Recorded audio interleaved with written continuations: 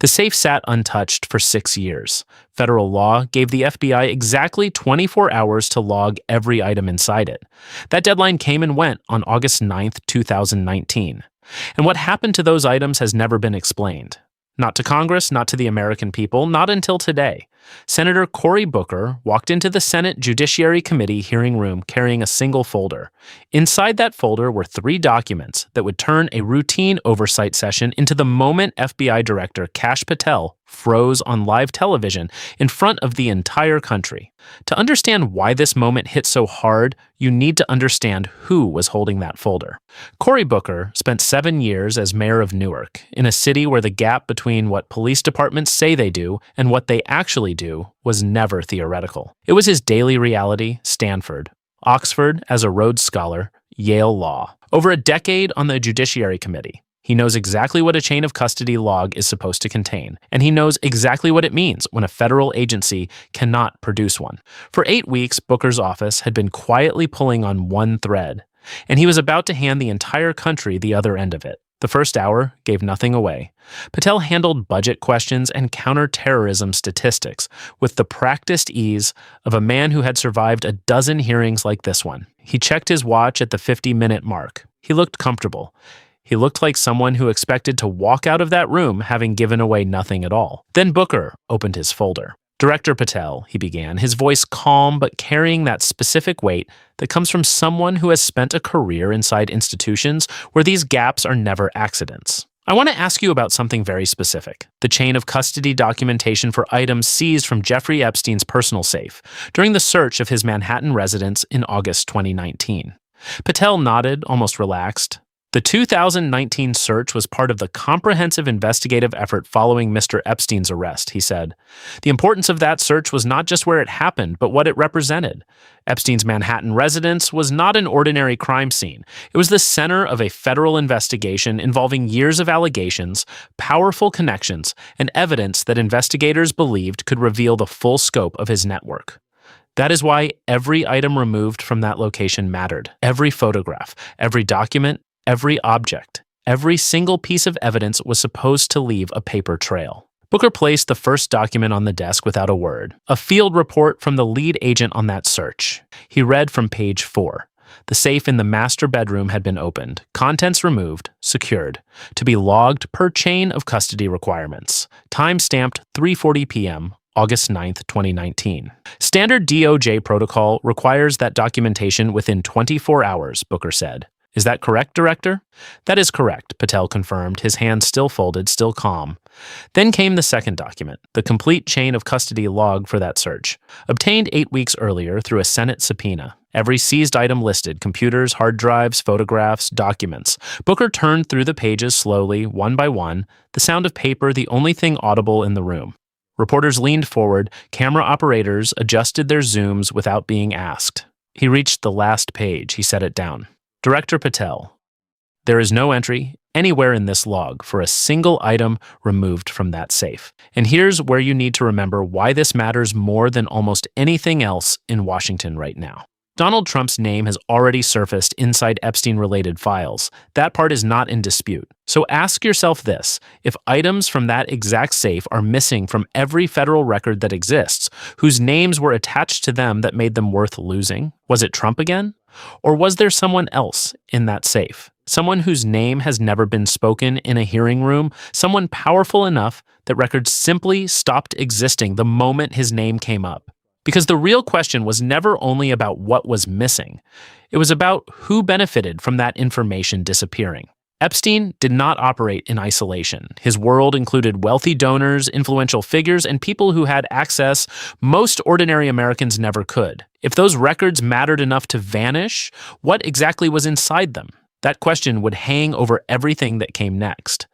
For the first time, something shifted in Patel's posture. His hand moved toward his briefing binder. He turned to a tab. Beside him, his lead attorney was already flipping through pages of his own. A second attorney pulled something up on a tablet, scrolling fast. 5, then 10 seconds passed. Nobody at that table said a word, because they were searching for something that, as the room was about to learn, did not exist anywhere. Those seconds mattered because Patel was no longer responding to a prepared line of questioning, and the longer the silence lasted, the louder the missing answer became. "Senator," Patel finally said, and there was the smallest catch in his voice now. Evidence documentation for a search of that complexity would involve multiple logs across multiple systems.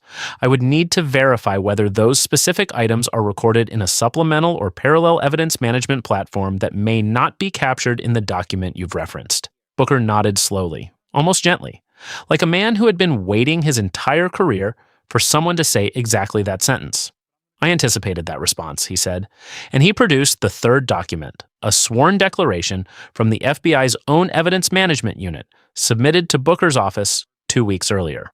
He read it aloud word for word, a comprehensive search of every evidence management system, including all supplemental and parallel platforms, for any record of items removed from that safe on August 9th, 2019, had produced no results. No chain of custody entry, no evidence log, no supplemental file, no parallel record, nothing. "Your own evidence management unit," Booker said, his eyes fixed on Patel, "says the record does not exist." The room went still. Not restless, still, frozen still. The kind of silence where you could hear a single pen click 2 rows back, where staffers stopped typing mid-sentence, where the air itself seemed to tighten. Patel tried again, and this time the words came slower, more carefully chosen. "Senator, there are circumstances where documentation for highly sensitive items may exist in separate classified systems, not accessible through a standard query." Booker leaned into his microphone. "Is that what happened here, Director? Are you telling this committee, under oath, that the contents of Jeffrey Epstein's personal safe are sitting in a classified system somewhere? I am saying that is a possibility that would need to be investigated through appropriate channels," Patel answered, and his eyes for just a moment dropped to the table. But that answer created a question far bigger than the missing log itself. Because for 6 years, the American public was never told that the evidence from Jeffrey Epstein's safe had a gap this serious. There was no public warning, no explanation, no announcement that items removed during a federal search had somehow disappeared from the very system designed to track them. Booker leaned forward. "Director Patel, if these records were missing, why wasn't the American people told? Why did nobody explain that evidence connected to Jeffrey Epstein's personal safe could not be accounted for?" For the first time, Patel was not answering a question about procedure. He was facing a question about trust, a question millions of Americans had been asking for years. "Director, I want to make sure this committee understands exactly what you just said." Booker's voice didn't rise. It didn't need to. "You are not confirming these items are documented anywhere. You are suggesting they might be in a system you have never checked, through channels you have never pursued. In the 2 years you have served as FBI director," a note slid across the table from Patel's lead attorney. Patel read it, his jaw tightened. He set it face down without responding, and this is where it got worse. Because instead of demanding answers himself, instead of promising to tear every FBI database apart that afternoon, Patel reached for the laziest line available to him. "Senator, that would have predated my time as director," he said, his voice flat now, almost defensive. "I have no knowledge of this. I'm not protecting anyone. Sit with that for a second." The director of the FBI, under oath, in front of the United States Senate, told the country that evidence connected to Jeffrey Epstein's personal safe had simply vanished.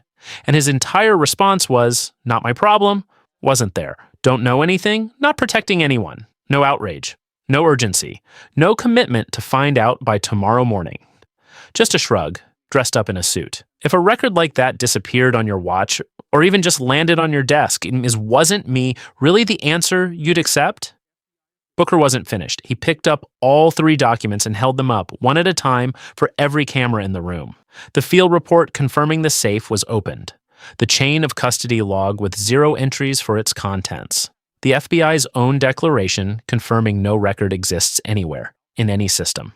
"There are only 2 explanations for this gap," Booker said, his voice now carrying the full weight of 8 weeks of work. "The first is that this documentation was never created, meaning someone decided the contents of Jeffrey Epstein's safe did not need to be logged, in direct violation of federal law. The second is that the documentation was created, and it was removed, deliberately, from every system the FBI possesses." He set the documents down, stacked, final, like a verdict. "Director Patel, either explanation is a federal crime."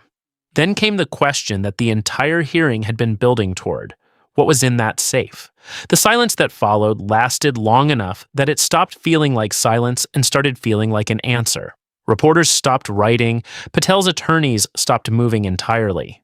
And Patel himself, the man who had walked into that room checking his watch, confident, unbothered, sat there with nothing. No statistic to deploy, no talking point to fall back on, nothing. 3 documents, 1 safe, 0 records, and the only person in America positioned to explain what happened to it had just told the Senate on camera that he didn't know, and that he wasn't protecting anyone. So here's what we want to know from you.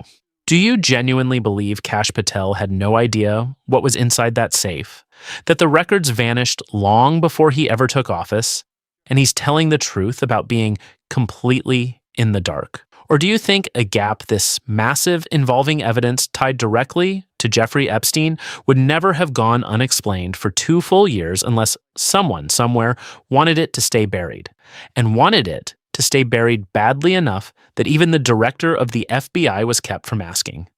Drop your answer below. And if you think Cory Booker just opened a door that Washington cannot close again, you're right.